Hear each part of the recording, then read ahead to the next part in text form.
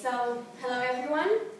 We are Roxana, Amy, Valentina, McLean, and Jamal.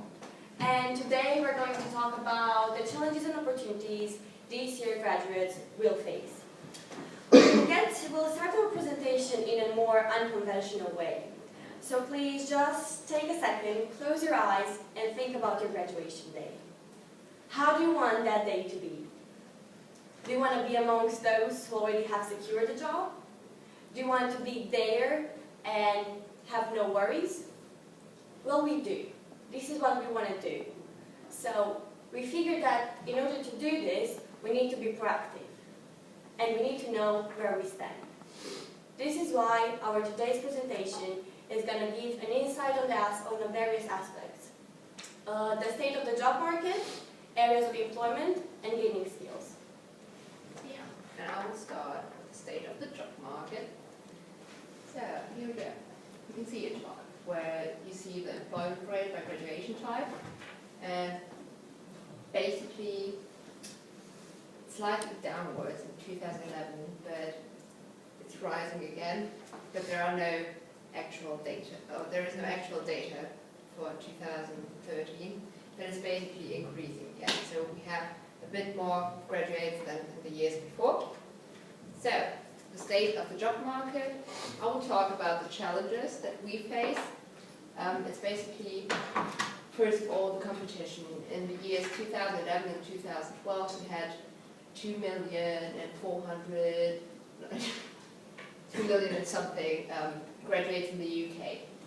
And 17% of all these graduates gained first, and further 50% upper second. So basically a degree is no longer enough just to stand out from the crowd. So even if you have a first or a second, you need some extra activities, just like that makes you a bit different to all these other people, or to this 67% that also have good grades and are also qualified for a good job. And furthermore, we have the people mobility. So we are not just competing within a country, but globally, so it's even harder. Another point or another challenge is the financial or economic crisis that we faced in the last years. There were breakdowns in types of work, especially in business and finance. There was a breakdown of 41.1% in this area, and many people got fired because the companies were struggling with the whole situation of the financial crisis, and we are also competing with this already experienced people in this kind of area. And through the crisis there was a hiring freeze in the last years, so it was even more difficult to get into employment after graduation, because all the companies had this insecure situation of the economy, so they couldn't forecast like anything, what is happening in the next years with the company. So it was quite difficult. So the competition is just getting greater, because we have also the graduates from last years that couldn't find a job. We have the people that got fired during the crisis, so a lot of people that are competing with us.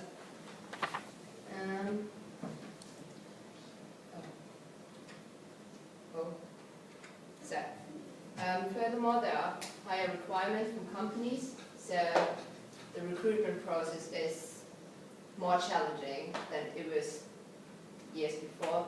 Basically, they have a lot of psychometric tests, and you have several rounds of interviews until you just get to the point to get a position. And basically, we also have this uncertain prospect for employment, so we have to say yes to fixed-term employment contracts. So it isn't like before that you found a job, applied for it, and everything was like safe for your future. So it's like a lot of pressure. So do some extra activities to face the challenges.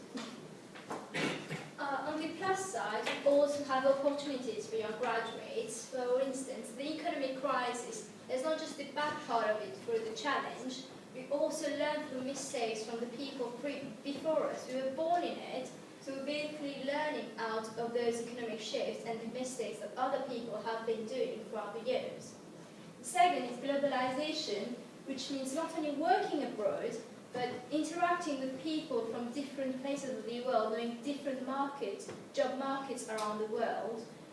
Also, you going abroad to work and acquiring skills, adopting different cultures and values, but also while being at university, we have different tutors from different places around the world who share their views, the market gaps, the job markets around the world and their point of view with us. So there's more knowledge we are acquiring at uni from other people around the world, but also are going abroad.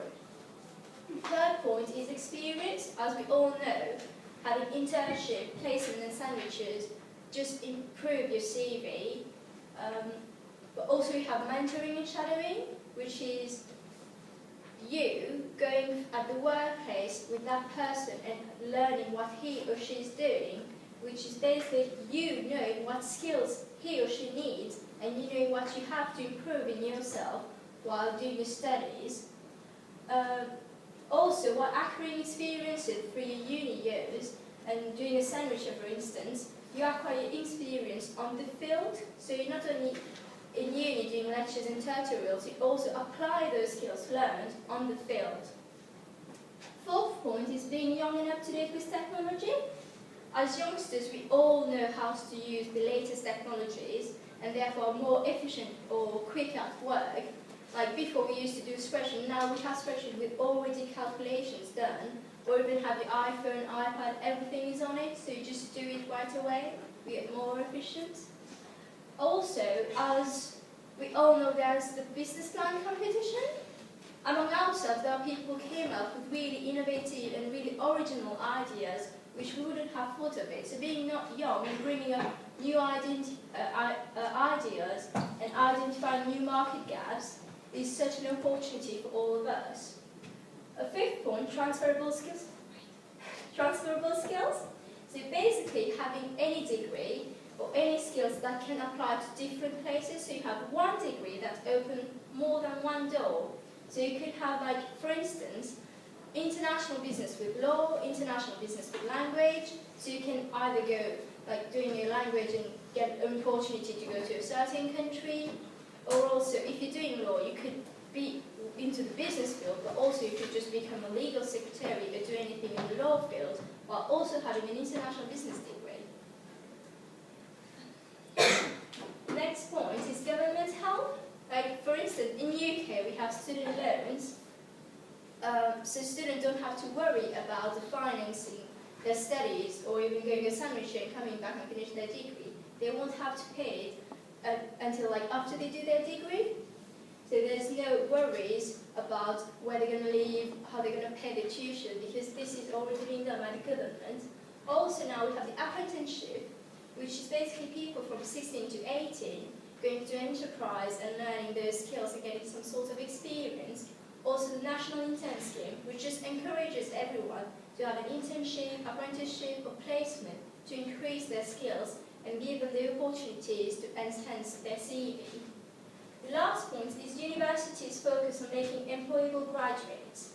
As all universities want their graduates to become employable students, they have a big focus. For instance, in here we have employability passport. So other than having a degree, we have all these activities that we did while doing the passport points. Could be volunteering, work experience, going to seminars. It varies. So you have, like, you're different from any other student at another universities because the focus is on all these activities as well. We also have job shops at universities, so people who are helping you to improve your CV and giving you the opportunity to stand out of the crowd.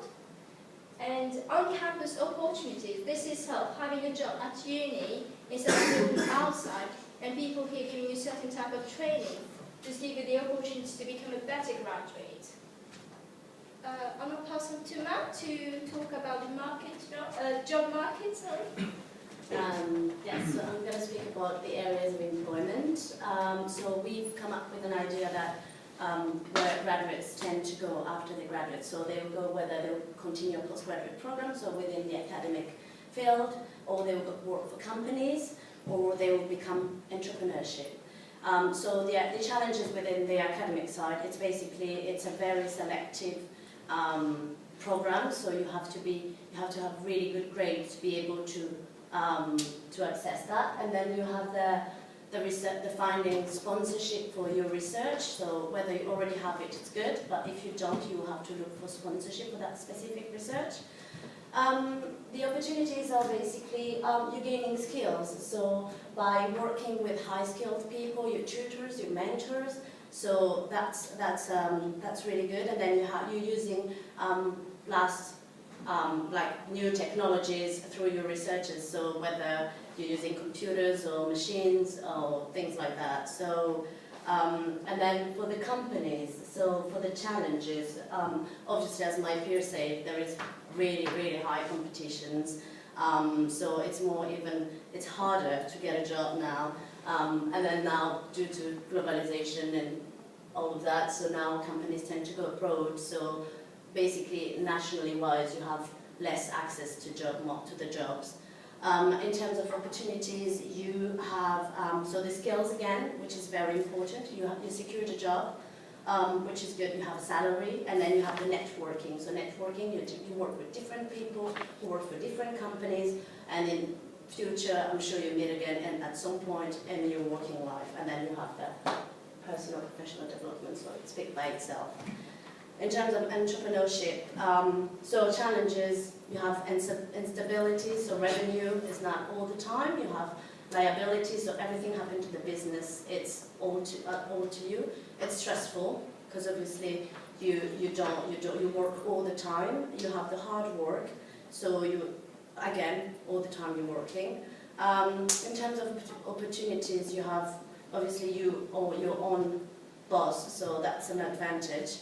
You make a lot of decisions, you create jobs, and obviously it's good for the economy. And then, yeah. Okay, I'll be talking about the opportunities in gaining skills. Okay.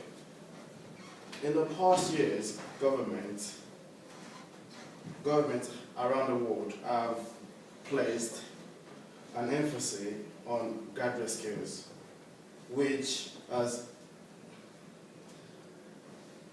they contribute to the economy by improving employability and entrepreneurial skills.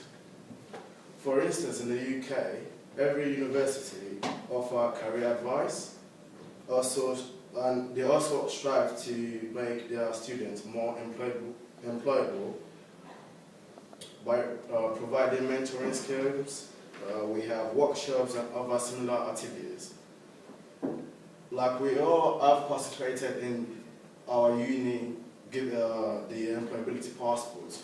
It actually encourages us to do more when we get to the employment world.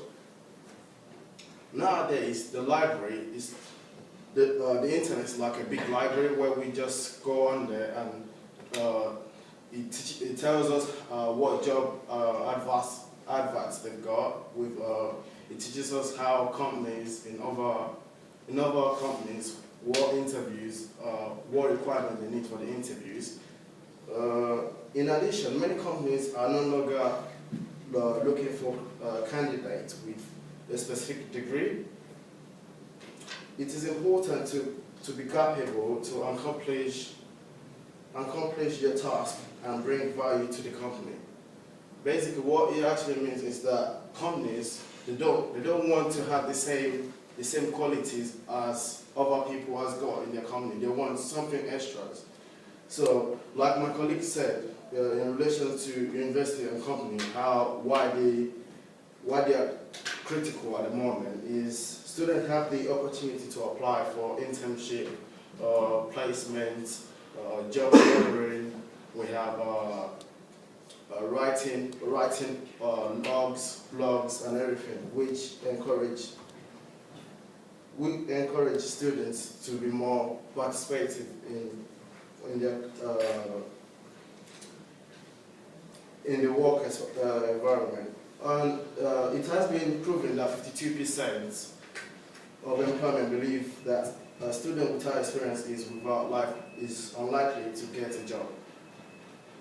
However, with all the support that we get, it has been proven that students didn't manage to fill all the graduate vacancies available.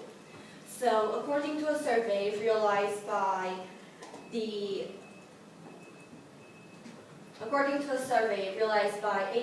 Graduate Recruitment in 2013, apparently in 2011 and 2012, 30.7% of all the graduate roles have not been filled. Therefore, there is this curse of mismatched skilling. This might be an opportunity for us too, because it means that this year we'll have more vacancies. But we need to know how to play our cards in order to do this. The same idea is reinforced in an article from April 2003 in The Economist, where a survey proved that 43% of the employers in 9 countries, including the United Kingdom and US, think that they cannot find enough entry-level workers.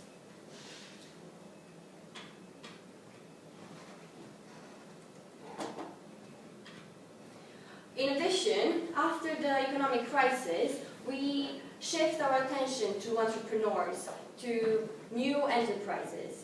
However, as the percent increases, we realize that small companies are more unlikely to offer apprenticeships, internships, or work placement because they simply cannot afford that funding. In addition, we, the students, need to spend more time gaining skills in case we do not get this internship or that work placement. We need to do voluntary work, to attend extracurricular activities. And to conclude, we would like you to reflect on all the aspects that we have mentioned, to turn the challenges into opportunities, and also not to forget about yourself, about what you want to do, about what you're good at. Because at the end of the day, neither of us want to end up in a job that they hate, even though it might be well paid. Thank you.